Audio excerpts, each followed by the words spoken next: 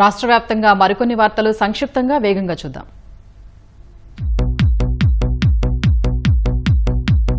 కడపకు చెందిన క్రికెట్ క్రీడాకారిణి శ్రీచరణిని చూసి గర్వపడుతున్నట్లు మంత్రి లోకేష్ తెలిపారు. 3 దేశాల వన్డే సిరీస్ లో పాల్గొనే భారత జాతీయ జట్టులో శ్రీచరణ్కి చోటు దక్కడం సంతోషంగా ఉందని, ఇది ఆంధ్ర క్రికెట్ కు గొప్ప క్షణమన్నారు. శ్రీచరణి విజయాల కోసం ఎదురు చూస్తున్నట్లు చెప్పారు. రాయచోటిలో 12 నూతన ఆర్టీసీ బస్సులను మంత్రి మండిపల్లి రాంప్రసాద్ రెడ్డి ప్రారంభించారు.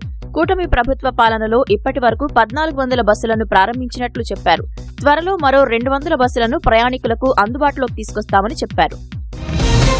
కర్నూలు ప్రభుత్వాసుపత్రిని కార్పొరేట్ ఆసుపత్రికి ధీటుగా అభివృద్ధి చేస్తానని మంత్రి టీజీ భరత్ తెలిపారు. ఆసుపత్రిలో గుండె వ్యాధి పరీక్షలకు colour Doppler, 2D echo machine ను భరత్ ప్రారంభించారు. 2029లోపు ఆసుపత్రిని పూర్తి స్థాయిలో అభివృద్ధి చేస్తామన్నారు. తిరుపతి జిల్లా చంద్రగిరిలో గోవిందధామం నిర్మాణానికి ఎమ్మెల్యే పులివర్తి నాని భూమి పూజ చేశారు. ప్రభుత్వ నిధులు, దాతల సహకారంతో సుమారు 5 కోట్ల వ్యయంతో గోవిందధామాన్ని నిర్మిస్తున్నట్లు ఎమ్మెల్యే చెప్పారు. 9 నెలల్లో పనులు పూర్తి చేస్తామన్నారు. విశాఖలోని Vishwanath sports club aqua world లో బాలుడి మృతి ఘటనపై సీబీఐతో విచారణ చేయించాలని ఎమ్మెల్యే విష్ణుకుమార్ రాజు డిమాండ్ చేశారు. క్లబ్ యాజమాన్యం భద్రతా ప్రమాణాలు పాటించలేదని ఆరోపించారు. విశాఖలో నెల రోజుల పాటు జరిగే వాల్తేరు డివిజన్ స్పోర్ట్స్ ఫెస్టివల్ 2025ను డీఆర్ఎం లలిత్ బొహరా ప్రారంభించారు. విధి నిర్వహణలో నిత్యం ఒత్తిడితో సతమతమయ్యే ఉద్యోగులకు ఈ పోటీల ద్వారా ఉపశమనం లభిస్తుందని డీఆర్ఎం చెప్పారు.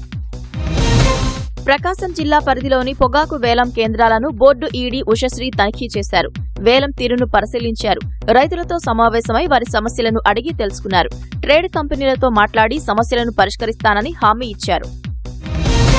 విశాఖ జిల్లాలోని అగనంపూడి టోల్ ప్లాజా వద్ద గంజాయిని పట్టుకున్నారు. వాహనాల తనిఖీల్లో భాగంగా ఆటోలో తరలిస్తున్న సుమారు 4 లక్షల విలువైన 112 కేజీల గంజాయిని స్వాధీనం చేసుకున్నట్లు south sub division ACP Trinath తెలిపారు. సరుకుతో పాటు 3 అరెస్టు చేశామన్నారు. వరుస చోరీలతో కర్నూలు జిల్లా ఆదోని ప్రజలు బెంబేలెత్తిపోతున్నారు. ఎన్జీఓ కాలనీలోని 2 ఇళ్లలో 7 తులాల 5 గ్రాముల బంగారం, 1,70,000 నగదు దొంగలు దోచుకున్నారు. బాధితుల ఫిర్యాదుతో పోలీసులు కేసు నమోదు చేసి దర్యాప్తు చేస్తున్నారు.